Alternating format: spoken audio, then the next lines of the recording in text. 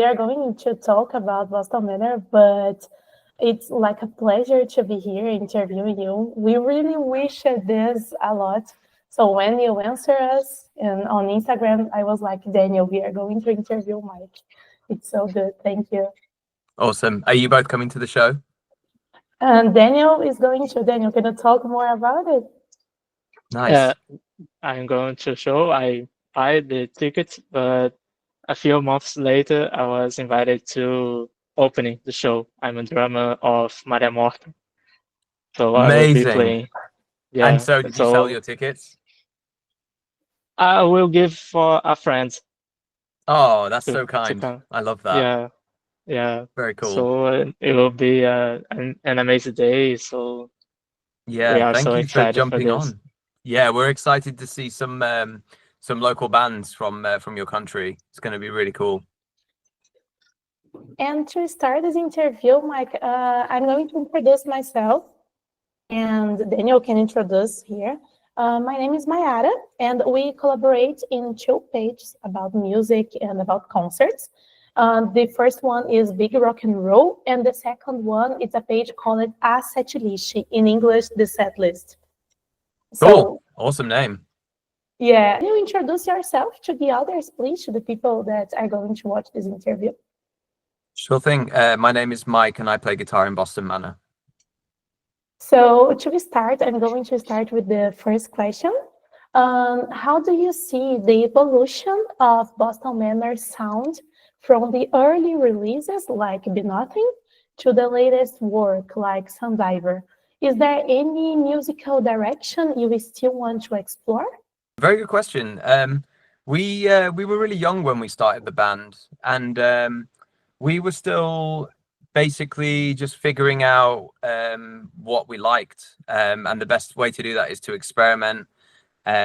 We felt like we had a common ground between the five of us was kind of like punk music, and we kind of fell into that scene a little bit. We toured with a lot of punk bands at the time when we started out. And yeah, every time we release every time we write a new album, we find that our influences from a lot of the things that we listened to when we were growing up have started coming in. And we found that when we started, we never really fit anywhere. Like we were like a little bit too poppy for the punk scene and a little bit too punk for the pop punk scene. So we kind of just realized at one point, we were just like, we can just do whatever the hell we want to do. And we have always had we've had this motto in the band where if you're in a band, I feel like you should be in your favorite band and you should write music for yourself. I think Rick Rubin said that as well. He's one of my favorite producers, and I think that's the best way to get the most kind of like sincere and honest art out of an artist is if you make it for yourself. So yeah, I think we did so much touring as well around the releases. It was getting a little bit more difficult to kind of like find time to sit down and write. So when the pandemic happened, we had nothing but time because we weren't going anywhere. There was no tours, and it really gave us a much needed kind of reset. And I found myself every night I had a ritual where when I went to bed, I would spend about 2 hours just listening to my favorite music, just uninterrupted. I was like, I don't normally get time to properly do this without other distractions. I'm just going to sit here and be present with the music and just really look into like what it is that what I really loved about it. And I made a playlist of all of my favorite bands and artists from when I was growing up, a lot of stuff from the late 90s and early 2000s, which was kind of the stuff I was listening to when I was a teenager. And that was the time that I was really, really excited about music. And I love that feeling. I remember that feeling when you'd heard something for the very first time and you're just like, what is this? It's so exciting. And I wanted to recapture that. And I think after that, when I started approaching the songwriting, I started thinking a little bit more in that way, just like, if I was a fan of this band, like, what would I want to hear, or what do I think is missing in music right now?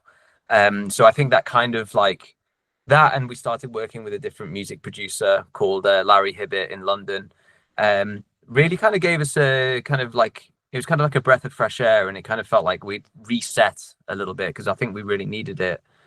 And yeah, we're all such big music nerds, and we're all such big fans of music, so we're always going to just kind of do what we want to do. And at the moment, I'm really inspired by a lot of shoegaze bands that I've loved kind of like throughout the past like 10-15 years, and I'm sure some of that's going to spill into our music. It already kind of has, but yeah, we're always looking for like new ways to express ourselves and to make, I don't know, just make sounds basically. Next question is, I realized that some members of Deston Manor produce art beyond the music, like photography or graphic design. So what types of art and how they contribute for your composition? That's a good question. Yeah.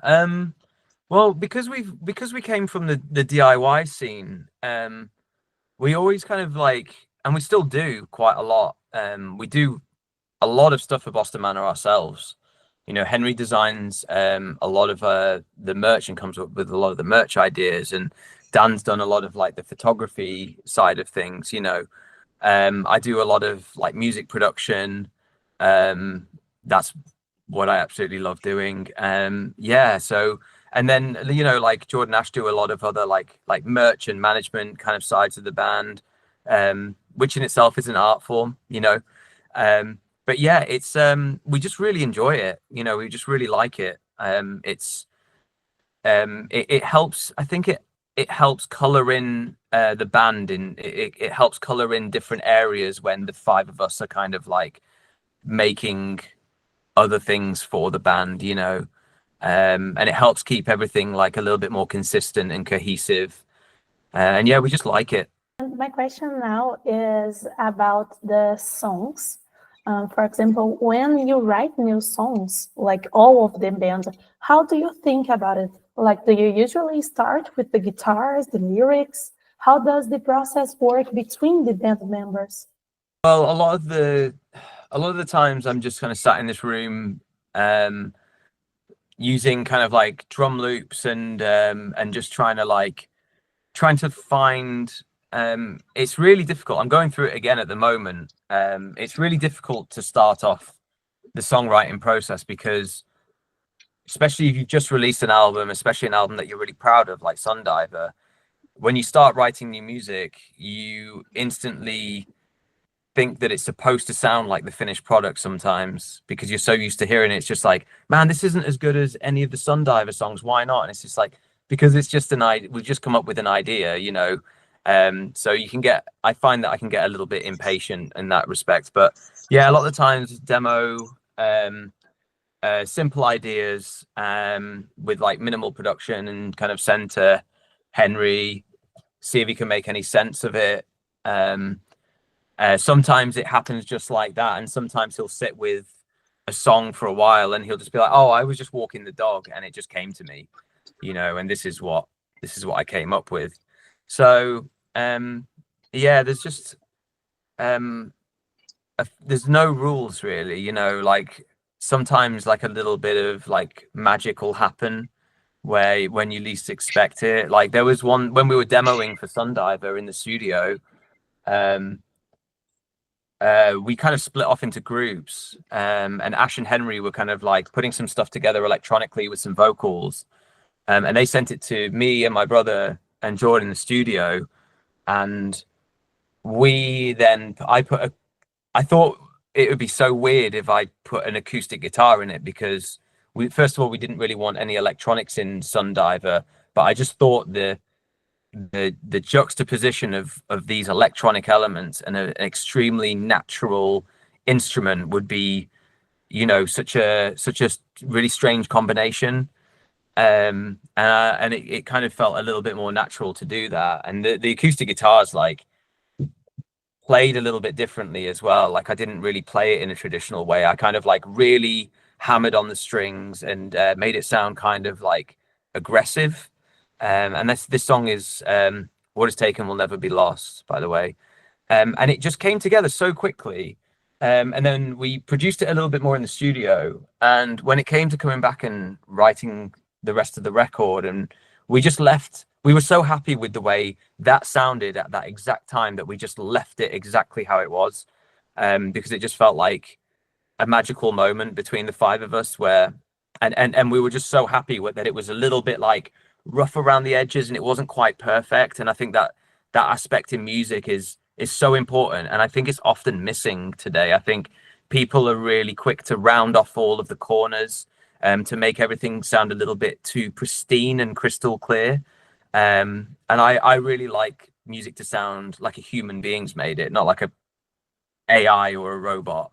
So yeah, that song like was quite important for that record. It's one of my favorites on the album as well, because it sounds like the inspiration for it was kind of like rap and hip hop and R&B from like the 90s, like Eminem as well, stuff like that, just like different to what we're normally used to exploring. So yeah, there's not really any set rules, but yeah, we normally kind of just demo stuff and kind of send to Henry. As you mentioned, showcase bands, we would like to know which artists or bands have inspired you for making music, either in your guitar playing or band songwriting. I really like Slow Dive a lot. I really like how if you take away a lot of the layers, there are some really, really good simple songs that have been written underneath all of that you can literally play on an acoustic guitar and it sounds amazing. But one of my best friend's bands actually is a band that we brought on tour in Europe. They're from Belgium, called New Moon. It's all one word. And I've been listening to their newest album a lot, called Temporary Light, and I think it's perfect. It's one of the best shoegaze records I've heard in like the past 10, 15 years. They just the story behind it is that they all just kind of like got together one summer and just kind of like they did we're kind of kindred spirits. They did the same thing where it's just like, let's write the record that we want to write, and let's just do it exactly our way. We're not going to listen to anyone else. We're just going to do exactly what we want to do, and it turned out perfect, you know. So that was very inspiring. I like the way that they play with a lot of delays and a lot of like guitar textures, because I'm not a very technical guitar player, so I like to use guitar pedals and I like to layer textures and make things sound a little bit different that way. I'm not really much for guitar solos and stuff like that. But yeah, and then there's countless other artists that I've discovered recently that I really adore, that are just making, they don't care about being a big band or getting famous or anything like that. They just want to make music for themselves and put it out, and they don't care, you know. And I love that. I respect it so much. Do you see, Mike, the current punk and hardcore scene? Do you think it's a good time for new bands to come up?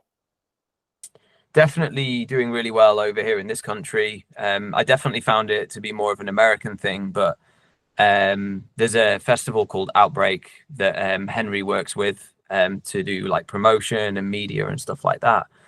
And that just gets busier and bigger every single year, and it's amazing. Like, people are really traveling from all over just to go and see those bands, and the ethos has always just been the same. It's just a bunch of normal dudes that love hardcore and punk and more now. It's becoming so diverse. You know, Slowdive played it last year.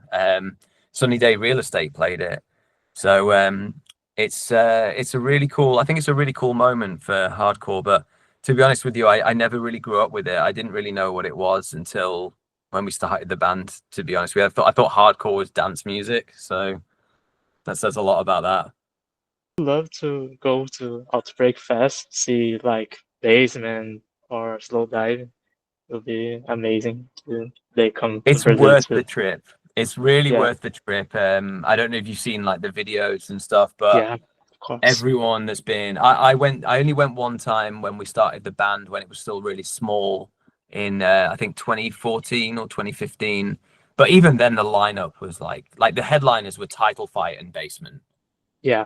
Turnstile played it back when they were smaller, Angel Dust, and yeah, even then it was starting to grow and become more eclectic, and they were starting to add in these different types of bands, you know.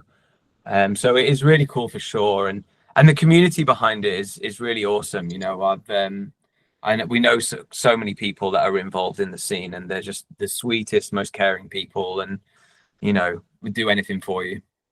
As I mentioned, I'm part of Manor, and we are so excited for the show. We are counting days and minutes.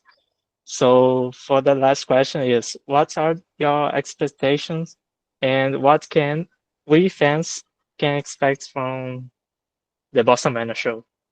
We think it's going to be really fun, to be honest. We've heard a lot of like a lot of our other friends that are in bands. They've said like, when you think it's going to be crazy, it's always crazier than that, you know. And everyone is so warm and welcoming, and they've been, you know, like, we've been trying to get over there for a while now. We're just sorry we couldn't come sooner. Expectations, I'm going in completely blind. I just can't wait to meet the people there that have supported our band for such a long time, even though we've not come over. It really is so special to us, you know. And we never thought, as a band from the town that we're from, we never thought we'd ever have this opportunity. So we're really grateful. Oh, there's another band, there's another artist that I really like. I just remember now, from Brazil, called Vondre, I think you pronounce it, or Vondre. Shoegaze/grunge artist, but she's incredible. You should check her out if you don't know already. I'm pretty sure she's from Brazil, but she's doing really well. I've been following her for a minute, but really cool. But yeah, we're excited. We're so excited to come over, and we're really just so grateful for the opportunity. Yeah, and additional information, people from Brazil would like to hear one specific song. I think you may know from other interviews, so we can expect this on set lists. Which song is that? See you. I don't know why as well. We know why. Yeah. Yeah, we've been rehearsing. In fact, that's what happened today. I've had like the busiest day. I got up, I went straight to rehearsal, and we rehearse in a music school where I teach children. So I finished rehearsal and I went straight into lessons, and I only just got home now. I've not even had time to eat today. I only just ate when I got in, so I've been rushed off my feet. But we've been rehearsing a lot, and we've been rehearsing some of the old stuff as well. So I think everyone's going to be pleasantly surprised with the set list. We've kind of like put something together that we think everyone's going to like. Amazing. So we have to thank you so much, Mike. Thanks for the opportunity. Thanks for being here with us. So much for the interest, and for wanting to talk to me today. It really is an honor for us. So for people so far away from us to connect with our music, and just to be interested in what we're doing. So thank you so much.